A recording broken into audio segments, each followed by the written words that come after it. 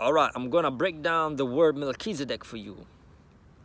In the Eritrean language, specifically Tigrinya language, if you break down the word Melchizedek, you have Melchi and Tzedek. Melchi sounds like Malach. The wording is the same. Malach means angel. And it actually comes from the word Amlah, which means God, Supreme Creator.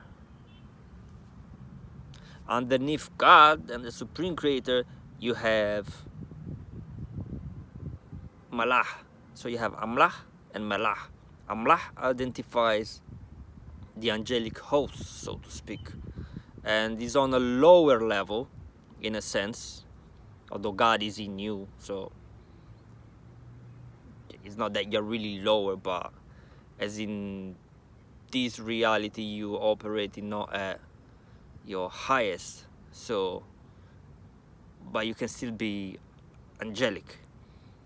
And in Tigrinya language we will say that if the Supreme is up on the lower level, it's Tuhut.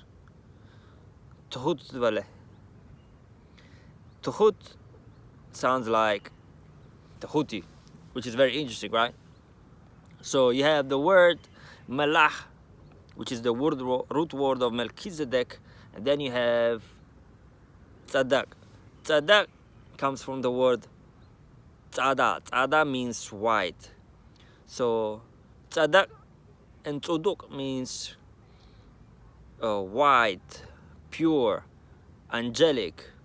So if you translate all together, Melchizedek means angel of light. Why I'm breaking down this word? Because this connection is not made by accident, and it's guaranteed that there's a connection between our lineage and the cosmic order itself of Melchizedek. This is important because by way of breaking these words down and by way of having a different variety of ways of learning, like for example the visual learning, like looking at the hieroglyphs, you know, look at ancient statues, for example, like you have, again, I stay around my area, ancient Kemet, you know, there's a certain awakening happening, you know, those monuments have a spirit, and the spirit communicate to you.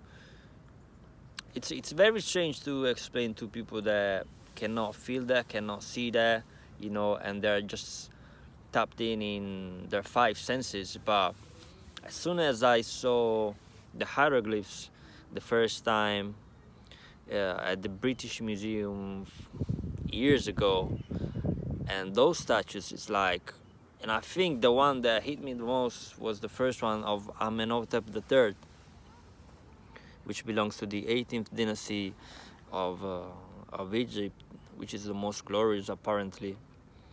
That's crazy connection there too, but I'm not gonna go there because it's gonna sound a bit too much, and it wouldn't make sense to talk about it in this video, or talk about it when time is not ripe for it. But anyway, so those monuments, they possess something, and that is the spirit. You know, whatever we do as African people, whether we write it down, whether it's a drawing, whether it's a monument, and in this case colossal monuments, there's a certain energy that emanates from it, and that's the energy signature of who we were, who we are, and who we will always be. So where I'm trying to go is to a place like ancient Kemet, for example, but no, this is not a place that is physical. This is a place that resides in the, you know, the farthest corners of your consciousness. And what I'm trying to do is to reawaken that by way of breaking down those words that connect you to that lineage, and also by telling you, you know, look at those hieroglyphs, because you're learning there's a certain genetic revival, you know, certain genetic reawakening. You know, your dormant cells, you know, will respond to what they once potentially saw, or even if they didn't see that, they will potentially, you know, reply to the highest truth that you find on those ancient walls. And you don't have to necessarily go there, although of course that would be the best thing, but you know, you can just simply look at them and stare at them, and the truth that is in there will resonate with the truth that it's in you, it's in your soul, which is seated in you by the Creator, right? That's what I'm trying to say. So we use just, you can read it, we use 2 strands of our 12 strands of DNA, which means that that's powerless compared to the overall potential power that we have. They say that we use just 10% of our brain power, which might not be the case for all the people on this earth, right? We don't operate all on the same, you know, frequency. We not all have the same energy and vibration. You know, if you can access certain information, you might be operating, you know, to a higher degree. But what I'm saying still is not enough. And by way of going back to the past, I mean, one of the cliche that I don't like is not living in the past. You know, you must contextualize, because you must go back to the past, because that past will speak to you, that glorious past, not only because it was a glorious past, because it wasn't only a glorious past, because if it was only a glorious past, we wouldn't find ourselves in this situation. But you know, it's important to have a connection, a direct connection to that ancient past, because that ancient past is also the ancient future.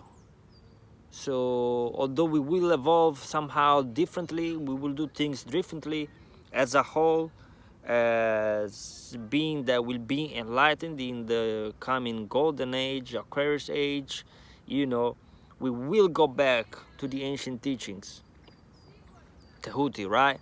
We will go back to the Gnostic scriptures. We will go back to that knowing that it's universal. So we must have a foot back in the past and one in the future.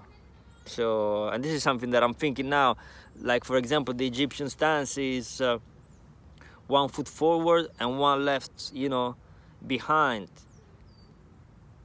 And I only read that means, you know, putting your left leg forward to throw out evil. But the way I see it now, it might be a download that I'm receiving now, is that 1 leg stays in the past and 1 stays forward, you know, because if everything happening simultaneously, also it makes sense to have that type of stance, you know. So we must go back with 1 of the legs, and the other leg will go forward. It's the only way. So I'm glad I had this download now. And so yeah, I don't want to take it too far. And yeah, that's the order of Melchizedek.